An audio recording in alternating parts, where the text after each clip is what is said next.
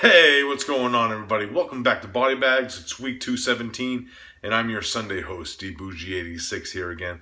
Yes, guys, as you know, it's the Sunday review.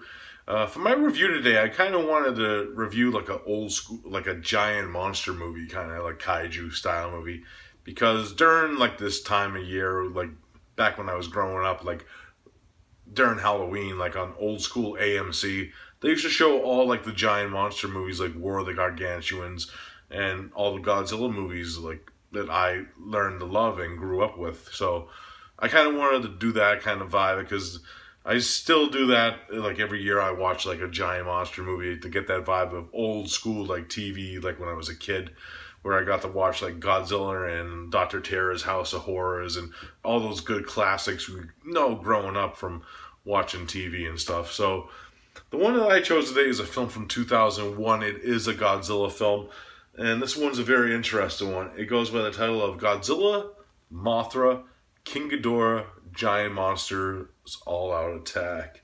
Also known through like the Godzilla circles as GMK, like its hyphenated title. And this is actually really, it's one of these Toho like double feature packs. It comes with Godzilla against Mega Godzilla 2. I kind of reversed the cover art for this video only because to show you like the artwork and stuff. So it'd be like weirder not to like show you like the full artwork of the film. So of course this film is directed by Suzuki Kaneko, who, if you don't know who he is, he's pretty much famous for directing the 3 Gamera films from the 90s known as the Gamera trilogy. And the way, if you've seen those films, how he reinvented the character of Gamera and made Gamera awesome, pretty much, because of the way that Gamera was left off in the 80s and late 70s was not the way that Gamera is in the 90s films. And those films are awesome and have their own like mythological state, and he brings that to his own Godzilla film now. Now, a little history about this film before I get into the plot of it. Actually, when he was first making like this film, he actually wanted 2 other monsters besides Mothra and King Ghidorah, which the studio actually was the ones that wanted Mothra and King Ghidorah in the film. He wanted Varon and Baragon, who was actually in the film, and Anguirus, who we see in a film that I'm actually reviewing on my own channel too. Spoiler alert, I'm doing a Godzilla film on my channel, but enough of that. But yeah, so Varan and Anguirus were supposed to be the other 2 mythical monsters with Baragon in this movie. And full-fledged that Toho actually made it King Ghidorah and Mothra, but I think the story still works for what it is. So pretty much the main plot of this one, we're introduced to the setting where Godzilla has been 50 years in dormant. The last Godzilla was destroyed, and the army criticizes itself, and they actually even mention like 98 in this, which was very odd and meta for me because of like the way that they mentioned 98 in this film. Do you think it was Godzilla? And like, no, it wasn't Godzilla. It was a totally different monster, which was kind of made me laugh to think about that they even mentioned Godzilla 98 in this movie. But other than that, they see like a disturbance in the ocean, and Godzilla comes out of nowhere. They think it's Godzilla returning, and while this is going on, there's a lot of weird like murders going on, like near this lake and this mountainside where these people were killed inside a cave-in.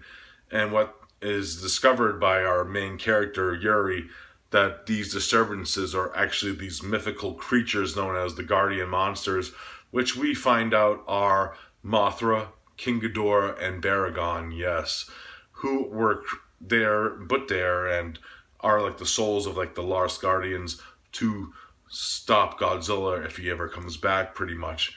And that's pretty much the main gist of it. It's getting these monsters together to fight against this raging Godzilla, pretty much. And that's pretty much the gist of the plot. Now, my thoughts on the film. Godzilla is fucking evil as all hell in this movie, because the way that Godzilla is brought and represented in this film is he was like made from like the lost souls of all the people that died in Pacific Wars. So it's like has like the anger of all those dead souls inside of him. And you can see that because if you see in the image there, he looks like exactly like that through the whole movie. He has like no like soul in his eyes, and he's just like a mirror image of death pretty much, and his white pale eyes show that. And he's just super powerful in this movie. Like, he doesn't give a fuck what he does in this movie. He kills and people die. You see and know when people actually die in this film. And it's fucked up in the way that they show it and exhibit death in this film, especially with Godzilla. There's one scene in particular that takes place in a hospital where you think Godzilla is going to let somebody live pretty much. He walks right by, but let's just say he doesn't pretty much. And it's fucked the way that they represent that scene and shoot it. Kaneko directs this film top notch with like his cinematography and the way that his music is done. Who actually, the music's actually done by Ko Atanane, who scored Gamera, the first Gamera film, and he also scored the game Shadow of the Colossus. And you could tell the way that the score pounds and stuff, and it's a really high octane score, and the creature effects are amazing. And there's an awesome scene that happens at the end where you have to see it to believe. It's very awesome and iconic, and features a very distinctive Godzilla theme that I have to say that you might know by heart if you are a true Godzilla fan. And it's fucking awesome as all hell.